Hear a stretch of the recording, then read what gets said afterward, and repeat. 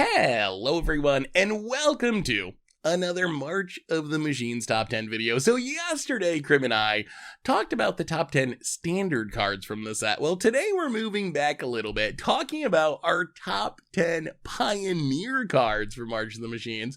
So once again, to count down our for list. Arena users. Also, yes, Explorer. Thankfully, a year ago when we were doing this, when they first made Explorer, it was a little awkward because the formats were pretty different. But we are getting to the point where the formats they're getting pretty similar at this point, right, Cram? Explorer, Pioneer, there's some little things missing, but I don't know. I feel pretty comfortable evaluating cards and having it apply to both formats at this point. Yeah.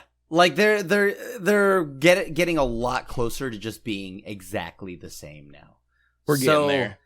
Yeah, we still have the same problems, give or take, outside of like hidden strings. Yeah, honestly, as much as I want full Pioneer in Arena, I do not mind not playing against Lotus Field combo. We already have. Isn't that Nykthos? Nykthos is pretty miserable. Yeah, Nykthos is pretty. Yeah, ban something, Watsy. Come on now. Come on. Although, really, if you look at the metagame page, apparently Mono Green Devotion's getting less popular by the data, which means they're probably not going to ban it. But anyway, we're not here to talk about banning Karns and Nykthoses. We're here to talk about sweet new cards. Like usual, this is a combined list of me and Crim making individual lists, mashed them together. So you can check out our individual lists in an article on the website. I'll link it in the description of this video. And if you need any of these cards, like usual, you can snag them from our awesome sponsor, Card Kingdom, over at cardkingdom.com/mtdgoldfish. And let's count down the top 10 Pioneer/Explorer cards for March of the Machines. At number 10 on our list, we got a card that I feel like people haven't been talking about that much. DRANA in LINVALA. I think this card actually lines up pretty well with the Pioneer meta in specific. So you get a 4-mana Flying Vigilance creature or whatever. It can steal the activated abilities of your opponent's creatures, which I guess is fine. The big deal is it's like OG LINVALA in that it shuts down the activated abilities of creatures your opponent control. And Pioneer's a format where mana dorks are really heavily played. If you just look at some of the most played creatures in the format, you're going to find Elvish Mystic, you're going to find Llanowar Elves among the top 10 most played creatures. Those are kind of the staples of a lot of decks, ranging from Gruul aggro decks to Nykthos ramp decks. They are all over the place. This comes down and just shuts down those decks. Plus, it's got two somewhat relevant creature types. Angels are a real thing in Pioneer. That's probably the best format for Angels. And it's a vampire, which can be relevant with Sorin or whatever. So I think this card has a chance to at worst be a sideboard all-star. But Crim, what do you think about our new DRANA in LINVALA? I personally don't know what... So if you're trying to shut down the mana dorks with this card, the mana dorks have already gotten the value by the time this hits the board. That's right? fair. That's fair. And if they're top decking mana dorks in the late game, then you're probably pretty happy about that already. So I don't know. I think the only matchups where this feels like it's going to have a lot of applications might be against mono white humans, where they do have a few copies of Kithion, maybe Dauntless Bodyguard, Hopeful Initiate, Skrelv, things like that. But this is a lot of mana to get eaten up by a Brutal Cathar. That's Brutal Cathar, yeah, that is a good answer. I mean, there's also Misery Shadow. People play that card. You see Blood Tithe Harvester. You can't sacrifice. So there's some other fringe applications, and it's an angel. Would you play this in Absent Angels, Crim? We already have green-white angels. Is it worth? The problem is, no, you can't Coco. You can't Coco into this, right? You need to be able to Coco into this, because you only have a finite number of non-Coco hitting targets, and that's already now taken up by Kayla's reconstruction, right? Yeah. So maybe this doesn't shut down Cheese Fang, so that deck still cheeses you out of the game. Unfortunately, crewing, by then it'll already be a creature, or it won't be a creature when they crew it. So I just don't know. Maybe the reason why I'm just not high on this yet is I don't know what activated abilities I care to shut off. Shutting off a mono white's activated abilities doesn't stop them from just hitting me in the face. So that is a problem.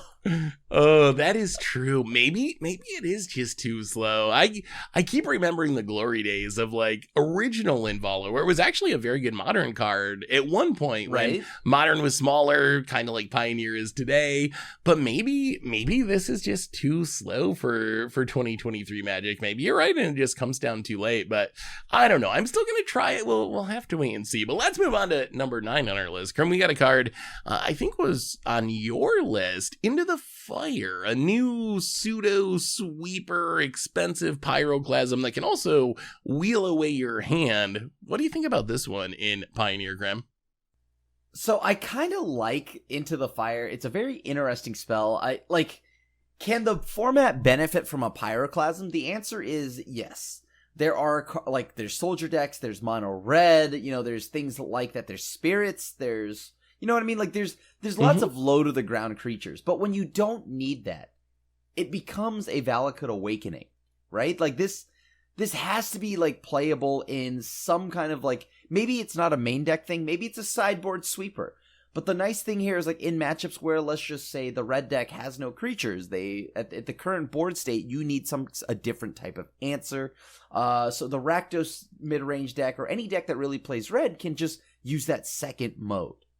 So, I don't know, this Pyroclasm with the ability to deal damage to also Planeswalkers, by the way, or switch it up and then go look for a different type of answer. I don't know, I like the flexibility, the versatility of this card. It's nothing cool, it's just legitimately a versatile card that lots of decks can benefit from that play red. Flexibility should probably be a word. That actually perfectly. Flexibility. We're making matches. That now. Yeah, that's a really good word. Yeah, I mean the card's definitely flexible. I like that aspect. I like that it's never going to be dead. One of the downsides of Anger the Gods or something is there's sometimes when it's just literally a dead card, and being able to turn it into a new card is pretty powerful. We've seen that a little bit with Sweltering Suns. You don't get to, wheel away your entire hand, but still being able to get rid of a sweeper when you don't need it. Very nice upside there. I think the main question is just is 2 damage going to be enough? And I think the answer is, I'm not fully convinced. I'm a little nervous that Bone Crusher's pretty popular, Graveyard Trespasser, Greasefang. There are a decent amount of 3 toughness creatures sure. that might mean this is just not quite enough damage, but we'll have to wait and see. The flexibility is certainly a huge upside. It's just a question of can it beat out the 3 damage, 3 mana sweepers that don't have that upside? I think it's going to be worth testing at least though. So definitely a very cool design. And this is a card that if you're playing Explore Best of One, this shoots up in value for me, because in Best of One, you don't have a sideboard. You really, really need that flexibility in Best of One. So if I was playing Best of One on Arena and Explorer, then I think I would very likely have this in my deck over those other options. Although, even if let's say you didn't want this, right? And the 2 damage is enough. The ability to shuffle it away or shuffle your hand away to find something better, seems pretty good.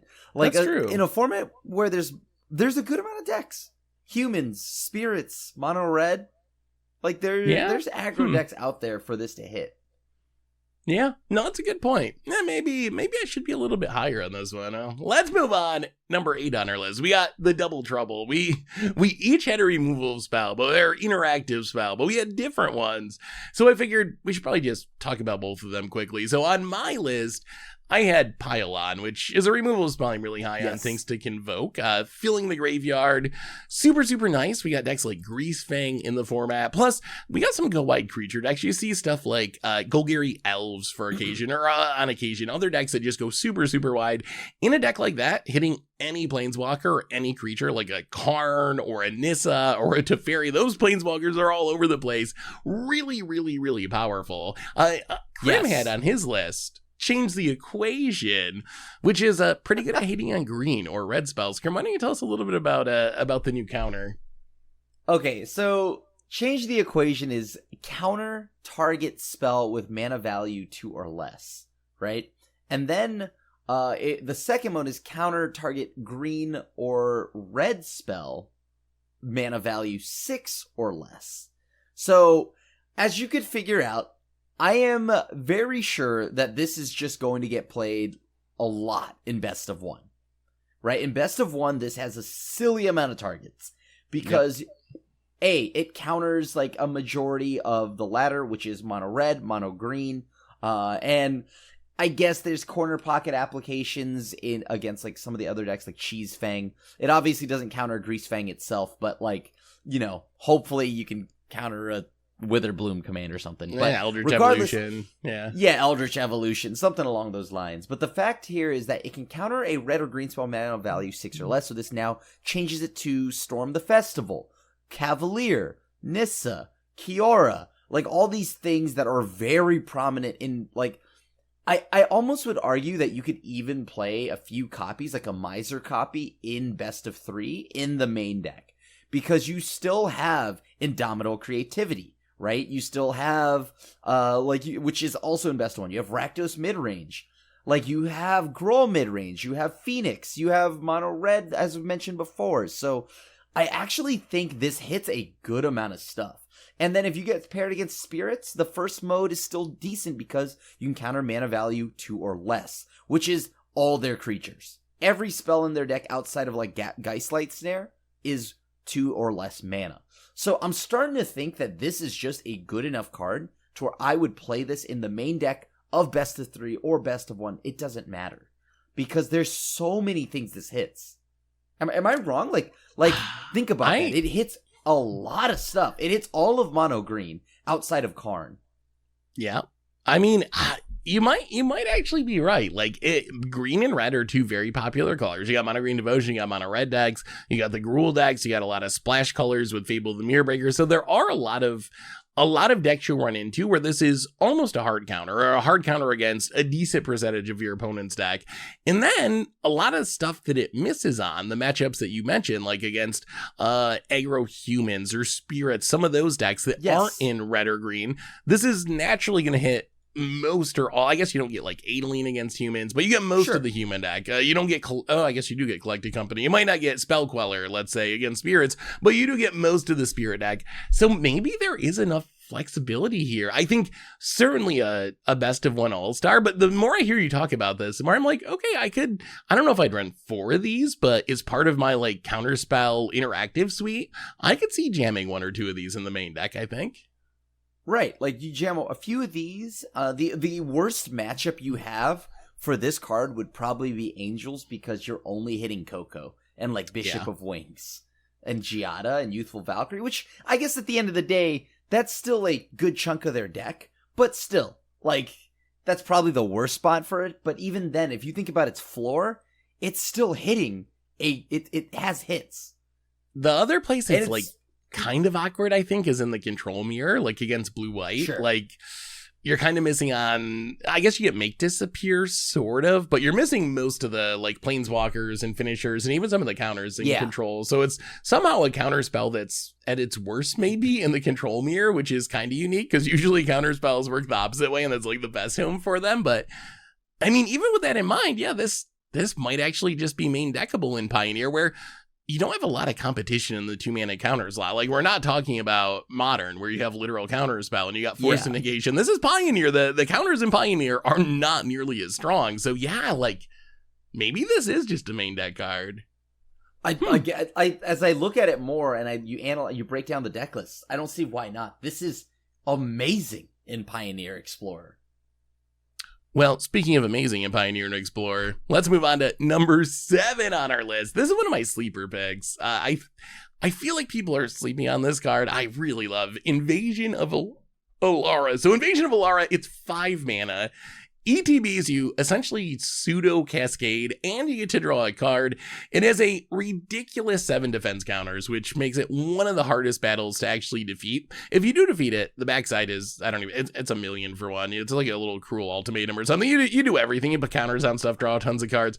The reason I'm excited for this card is I think we have natural homes for it. This card really synergizes with Yarion. Pioneer and Explorer, the formats where Yarion's still legal. We have 5-color Yarion piles. We have 5-color Niv style piles. This seems like a really, really solid, just like value play. You play this and you hopefully spin into your Omnath, and then the next turn you Yarion and blink it and spin into something else and just generate this massive, unbeatable pile of value. And this is a card that I think, for me, it goes up even more in value in Explorer. In actual Pioneer, it might be competing a little bit with Bring to Light. Like, Bring to Light's the other big 5-drop that you see in those decks. I think you can play some number of each of them, but on Arena, we don't have actual Bring to Light at this point, and I still see people trying to do their Niv stuff without access to Bring to Light. I think if you're playing a Yarion Niv Mizzet deck in Explorer, I think this is the next best option. It doesn't do exactly what Bring to Light does, but still, it's generating so much value, and then if you do decide to flip it, it generates even more value. So I really like this, mostly because of Yarion and because we already have 5-color decks that can make the mana work. But what do you think about this one for Pioneer and Explorer, Crim? Okay, so like I saw the 5-color Niv Mizzet pile, right? Like, yeah, okay, that they probably want this. I could see why they'd want this, but is it good enough? Like, I don't know. I think that at the end of the day, right, like, You have the 5-color piles, right? Like the Niv Mizzet piles. Can they can't use, funny enough, Niv Mizzet can't get this. Niv Mizzet, yeah, as a 5-color card, Niv doesn't get it. And this doesn't specifically get Niv either. You can't cascade into it because it's too expensive. You can put Tibalt into play. You can use the pseudo cascade trick to do the Tibalt stuff. I guess one thing that is awkward, I would admit, is it is a little awkward with fires. Like, if you play this with fires, that's spell number 1, and then spell number 2 is the one that you're casting off of this, so you can't play another spell. So it is, in the fire builds, I think it gets a little bit worse. But I don't know, like, repeatedly just, like, cascading and impacting the battlefield and drawing a card with Yarion seems like it could be pretty strong. I don't know. You don't think it'll make it, Crim? Okay, so like we're talking about just I have to tilt my head to fully read this because it's like a wall of text, right?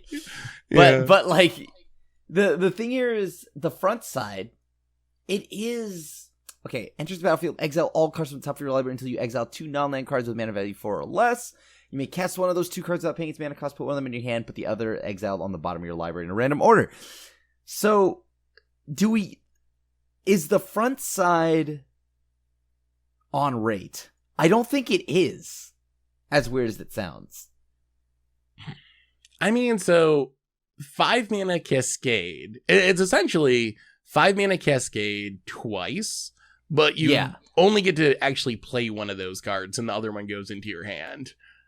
So you 5 mana drew, let's say 2.5, because you get to put it into play. So, I mean, in the perfect world, it's 5 mana. I get to play an Omnath that I drew, and I add another card to my hand, essentially. Like, that's kind of the dream scenarios. You play this, and you spin into a 4-drop, and then you get the other card in your hand. Yeah, obviously, there's some risk. Like, if you spin into a Sylvan Caryatid, or double Sylvan Caryatid, then this is much sadder than if you're spinning into Omnaths or, whatever, but... I don't know. I just guess, like, I feel like this isn't that good. Like, this doesn't feel like it's on rate. Crim. It doesn't. It's like Niv Mizzet 5 and 6-ish. But right? the backside, Crim, what if you flip it? Target player draws 2 cards. Then you put an artifact from your hand onto the battlefield. Then you make a token copy of a permanent control. Then you add 3+1/+1 counters among 1, 2, or 3 creatures. And you destroy a permanent. I mean, I don't think you're ever going to get to this. It's just loyalty. So much. I'm just gonna kill you, right? This is one of those things where it's like, okay, the defense loyalty does matter here, right? I have to sink a lot of damage. Have you ever tried to attack like a Karn Liberator or an Ugin? That's basically the equivalent, trying to beat down a Karn, and it just does not work. That is how this feels, right? So what? I get Omnath and like Wandering Mind, like that's like the best hits I could have, right? Omnath and like a Wandering Mind to then dig for some other, maybe another copy of this. But and then do it again. like, do it again, baby. And then blink him with the Arion and do it again. All right, maybe I just love value too much. Let's move on to a less expensive card. Next on our list, we got our Elitist World Championship card. FAERIE Mastermind. This seems like a Crim card. I mean, it has flash, it's a fairy, it's a rogue. It kind of annoys your opponents a little bit. Crim, what do you think about this one for Pioneer? This card is sick. I love this card. It's two mana. It's exactly what I want to be doing in tempo kind of style decks. Like, this is amazing. Okay. Anytime an opponent draws their second card each turn, you draw a card. Well, literally every card draws cards nowadays, right? So, like, the chances of this also, like, just have, like, it also feeds itself. That's another thing. For 4 mana, I can then force this to both draw. Like, which and could then you would lead. You would draw 2, yeah. Yeah. I could pay 4 mana at the end of your turn to draw 2 cards. This is an amazing card. This is just a very efficient. It is literally a flashy threat, but on top of that, like, it is actually just in the like the types that you'd want. It's rogue, and I don't know if fairies are existing yet. We don't have. I'm waiting for the day Bitter Blossom gets put back into standard. I don't think that's gonna happen, but I mean, maybe next set, Aftermath. But this is the perfect tempo card. I don't see how you wouldn't want to play this in, like, Phoenix. This could be very good in Phoenix. This has homes already, like that. Phoenix is the main thing I think of when I think of this card, right?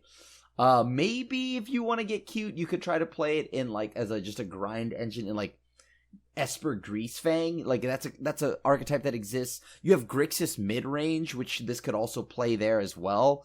I don't know. I just love this card all over the place because it's so cheap and you could play it at instant speed. I just love that. Like, there's just so many homes this could go into. Yeah, I think this card has a lot of potential as well. Like, it's very cheap. You can play it in a lot of different archetypes. As you said, there's a lot of random card draw. You got Teferis and various card draw spells that are heavily played in the format. So the chance of this naturally double triggering on occasion in a world of Fable the Mirror Breakers and Teferis and whatnot, actually not that unrealistic. Its abilities used best on your opponent's turn, so it works well with the leave up all my interaction, and then if I don't need to spend my mana on something, I can use this, and yeah, your opponent gets to draw a card, but you're drawing 2 cards, which is gonna make up for that. So I think this card, worst case, like, would you jam it in Rogues? Rogues seems like an obvious home. Rogues likes the instant speed play pattern of leaving up your mana, leaving up their counters. This seems like a supernatural fit in Rogues at a minimum, and I've seen some flash decks making a bit of a comeback, so maybe there's some additional possibilities as well, but I think worst case seems like a new Rogue staple. Yeah. And on top of that, like, you have the Dimir mid-range decks, the Dimir control decks, right? Dimir mid-range, when they're playing Lily, if you've already made them hell-bent and they're out of cards, and then now you're drawing 2 on their turn and then making them discard it with Lily, that feels pretty good. That does actually feel pretty good. It doesn't work with Narset, does it? Because if you activate it, your opponent wouldn't draw, so then your Mastermind wouldn't draw. So I guess it'd be pay 4 mana. But then you have cards, Narset. So, yeah, then you got. Yeah, I guess you're not doing too bad if you got a Narset. Well, keep moving. Then you could just activate on their upkeep, and only you draw a card, right? Like, and who cares? Oh, that actually does sound sweet. Well, let's move on. Number 5 on our list. If you watched yesterday's standard video, you probably know this card, Invasion of GOBAKHAN. And this is one that's just so cheap that I think it also has ramifications in Pioneer and Explorer. The white Thoughtseize flipping around. And the reason I really like this card is it seems to have some ready-built homes. Mono White Humans is popular. White Weenie is popular. There's a lot of decks that can take advantage of this card. And if you're going wide with a bunch of cheap creatures, this just seems like a really, really solid option. And it gives you a little bit more play against those combo decks and against those control decks. Just that 2-turn delay on a Farewell coming down or whatever, a Supreme Verdict coming down from control, from a combo piece like Emergent Ultimatum coming down against the combo decks. That 2 turns is hopefully going to be enough, especially combined with the backside snowballing with counters, that you should be able to close out the game. So, Crim, what do you think about this one in the context of Pioneer? I mean, this is perfect, right? For, like, in so many matchups. In the decks, it's got so many homes already, and one of those is also Spirits, whether it's like Azorius or whatever, right? Like, there's the fact that it puts it into exile means that, like, I can target your Cheese Fang, your Grease Fang, or whatever, your key piece, and, like, cards like Grease Fang specifically, it matters that it goes into exile because they can't just discard it and then, like, reanimate it, right? Like, if I thought seize your Grease Fang and they just cast Can't Stay Away, well, cool, you just help them get there. But this puts it into exile, makes it cost 5. I'm sorry, I'm loving this card in any deck that can run it. It allows you to get underneath the Supreme Verdict as mentioned. So this does a lot for white tempo-y decks. It just allows you to close out the game. The two additional mana is huge. That is all the world's difference between whether or not you win the game. What has Grease Fang done to you, Crab? Every time we talk about a card, it's how can it stop Grease Fang? I mean, think about it. That is one of the most popular and most annoying decks to play against, right? Like, that is true. and so, like, yeah, like, you just gotta, essentially that's the pillars of the format, especially on Arena when you're playing on Explorer. The pillars are Cheese Fang and then Mono Green and Rakdos Midrange. If you can beat those 3, you're gonna do all right.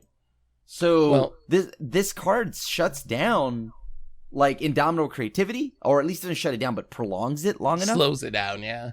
Yeah, like that. It does what you want. It does what you want.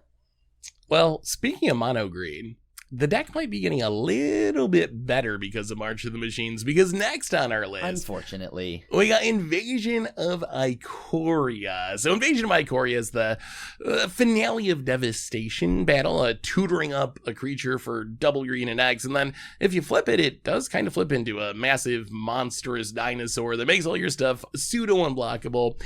This card, I think, is potentially very powerful in Pioneer. You have creature decks that could take advantage of it, elf style decks, go wide creature style decks. It can support toolbox style decks, but one of the sneaky upsides of these battles is there's sorceries essentially that stick on the battlefield. So this is also just double green pips for your Nykthos sitting on the battlefield, or your mono green aggro deck, which is really scary. Like, the fact that this can be, like, it's kind of free. I imagine, like, you cast this for 5 mana in Mono Green Devotion. This adds 2 mana symbols. You get an Old Growth Troll, or maybe another card we'll talk about in a minute, that adds 3 green mana symbols. That's kind of free if you have Nykthos on the battlefield, which is ridiculous. And then this can also be snagging whatever finisher you need to close out the game. So I think this card is really, really good in Pioneer. But Crim, what do you think about this one? Yeah. Unfortunately, yeah, it is going to be pretty good, and Mono Green is the first thing I thought of as well, just because of how miserable that's going to be. But on top of that, like, it can tutor up Grease Fang, Abzan Grease Fang, snag 5 mana Grease Fang, gotcha, yeah. They already have Eldritch Evolution, they don't need this. Like, come on now, this card is too inefficient for such a disgusting deck like Grease Fang. However, it goes in another disgusting deck, and yes, it is Mono Green. Just for those exact reasons, it sits around, and then everything becomes a Thorn Elemental once it flips, right? So, I don't know, like, before you could chump a Cavalier, you can chump those things, but now you can't, because those things will just kill you, right? Like, they are getting through, and I don't know, maybe Elves could use this too. I don't know if Elves wants anything outside of Finale of Devastation and Coco, but it could. However, this just naturally slots right into Mono Green, and I hate it. So, is there, okay, outside of the obvious, is there another archetype that could actually use this? So in Pioneer, I'm actually not sure. Once you get back to older formats like Modern, you get even more synergies with, like, Vampire Hexmage and stuff. Yeah. Are there archetypes that could use it? Yeah, I mean, technically, if you're playing a bunch of creatures and got green mana, you can throw it in there, but we haven't really seen, like, Finale of Devastation do a ton in Pioneer, so I assume I don't know, unless it's going to be super easy to flip this, which I don't think. 6 defense counters is pretty big. But if people aren't just, like, jamming Finale of Devastation in random decks, you probably wouldn't jam this in a random deck either, right? I would assume. I don't think so. but just being good in mono green is probably enough, because mono green is very powerful and heavily played. So even if that's the only place that it sees play, it still deserves a spot in the top of our list. And it's a card to keep in mind for assembling combos in the future. Like, who knows, like if Vampire Hexmage was in Pioneer, then I think this card would be really frightening, because in Modern, like, flipping into an 8/8 is one thing, but in Pioneer, getting a turn 4 8/8 or turn 3 8/8 is like, that's like the dark depths of Pioneer. So keep an eye out for more pieces coming in the future that this can tutor up. But let's keep moving on. Number 3 on our list, Knight Errant of Eos. This was another one we talked about in Standard. In Pioneer, Crim, what kind of deck might want to draw a couple cards in their creature deck? I mean, Knight Errant of Eos just gets really good here, because whereas Standard is mostly like soldiers, right? Here, in this format, it's just generic good white weenie aggro, right? So we had the issue of, like, can we afford to break the synergy of including this card into, let's say, a soldier deck where it itself isn't a soldier? But in mono white humans, all that matters is that it's a human, right? Because Thalia's Lieutenant, it does everything you want right there, like in this deck. Like, it's just a solid way to refill your hand, right? You have Recruitment Officer, yes, but now this is like a bigger Recruitment Officer that also comes down potentially for free. Like, your deck is loaded with 1-drops. So, and this means that now, mono white humans, this is where it's at its best, because you are just generic white weenie aggro. Yeah, and this is a human, so it's actually if anything, it synergizes with the most played white weenie deck in the format, because they have some fringe human tribal synergies, like Thalia's Lieutenant going on. In the deck, if you look at the curve of humans in Pioneer, there's a couple of 3-drops. You get Adeline and Brutal Cathar, but they have like 26 1 or 2 mana effects. So I can imagine, like, playing this on turn 3, only convoking a couple of creatures, and it's still being very, very good. Just grabbing multiple Luminarch Aspirants or Thalia's Lieutenants or Recruitment Officers. So I think this is an easy inclusion in mono white humans, right? Don't you just, how many would you run? Would you run a full playset? My only question is, like, what am I cutting? What am I dropping to make room for this? I wonder, could you cut Skrelv? Is that crazy? Skrelv is like the one non-human in the deck, and maybe if you're just drawing extra cards, the protection is less important, because you just defeat the removal by, brute force card advantage rather than by trying to protect your creatures. I think you can shave. Like, I like a few numbers here and there across the deck lists, right? Kytheon. But like this card, I don't think I want more than 3. I think I'd play like 3. Just, that seems like a solid number. Maybe 2 to 3, somewhere around there. And then you could always toss another one in your sideboard for the grindier matchups. But, well, let's keep moving on. Number 2 on our list, we got a super hyped Planeswalker in WRENN in Realmbreaker. And this has been a card up and down and all around during spoiler season. Some people think it's busted. Some people are pretty low on it. Crim, what are we picturing with WRENN and Realmbreaker in Pioneer? Well, so it grabs a permanent, right? So this is probably at least worth a look at. I know that luckily, I was going to say, like, because it is double green, right? Like, in its cost. Surprisingly, it may not make an appearance in Greasefang, because it milling itself is pretty good, right? But it requires double green, which could be a little bit harder, as most of the Greasefang decks are just black based, right? And so, like, hitting Lily is fine. Whereas though WRENN is able to pull back a Cheesefang if you mill it. It comes with mill. It gets back a Stitcher Supplier, so you can mill even more, right? Something like that. But it also goes in mono green. It can go there as well, because your deck is just all permanents anyways. So oftentimes you're gonna mill and you'll probably hit something. I don't know. I feel like the top decks that already exist in Explorer and Pioneer can definitely either try this out or benefit from it, right? I like that. I think maybe even in Groll mid range, it has the chance, because outside of like actually almost everything that you do in Gruul midrange, like they're all permanents. So you're gonna mill and you're gonna get something with this card. I don't know. I think this card is like, it's just, green is so popular in Explorer and Pioneer that there's so many homes for this to try it out. Like, it alone is just a 3 mana, and I think it goes in a deck that has, like, Mana Dorks. If it has Mana Dorks, you can get this down a whole turn earlier. So turn 2, Wrenn and Realmbreaker is actually pretty darn sweet. Yeah, I mean, I think you kind of nailed it. There's a lot of green decks in the format. There's a lot of turn 1 mana dork decks in the format that power this up even more. And then there's some sneaky synergy that I hadn't really thought through. But there was, it was, I think the Faithless Brewing podcast was talking about this, where the hexproof aspect of the land is actually more relevant than I realized. I was thinking, it's like just to protect it from removal, make it a little better on defense. But there's some interesting applications in like Jeskai Ascendancy combo, where this is giving you another hexproof mana dork to support your combo. It works well with polymorph style effects like Transmogrify, where one of the downsides of Transmogrify is you get blown out by your opponent's removal spell, but since the land is hexproof, you don't have to worry and fire off your Transmogrify and get your Agent of Treachery of Atrox or whatever you want without any fear of it going wrong.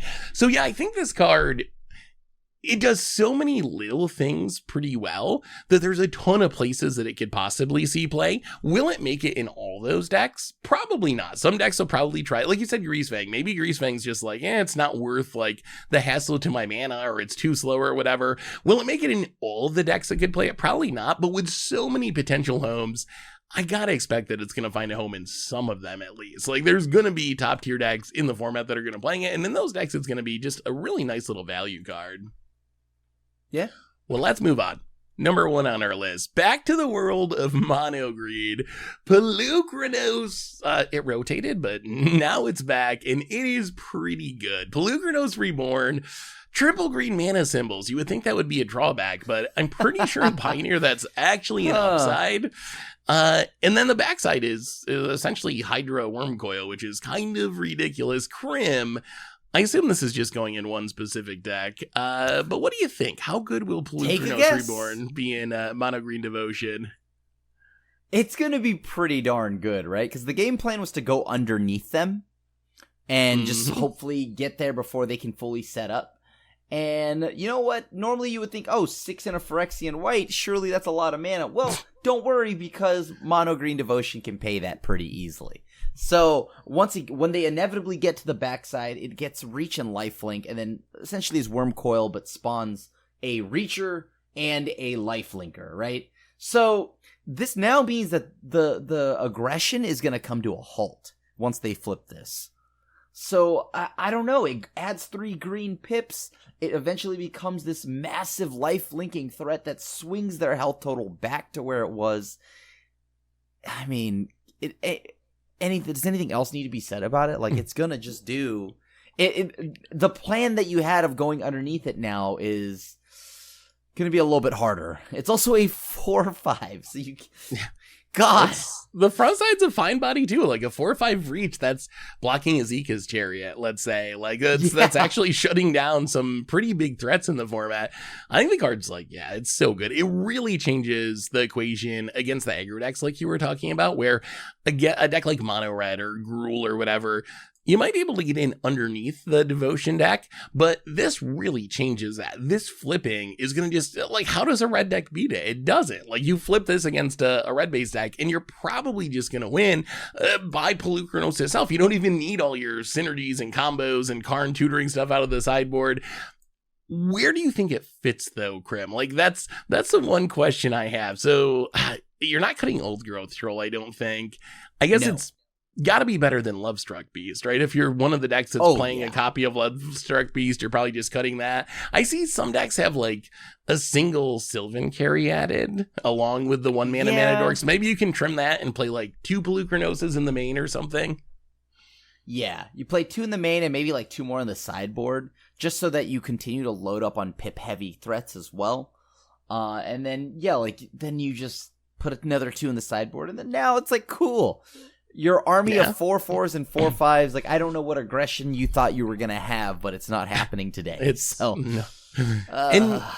And maybe, like, we have seen in the past just mono green aggro, too. It's kind of not a thing anymore because green devotion is just taken over, but we have seen just, like, green beatdown decks, and I think this would be pretty good there as well. Like, 4 or 5 for triple green, like, that's not a bad body on the front side. So, yeah, this card...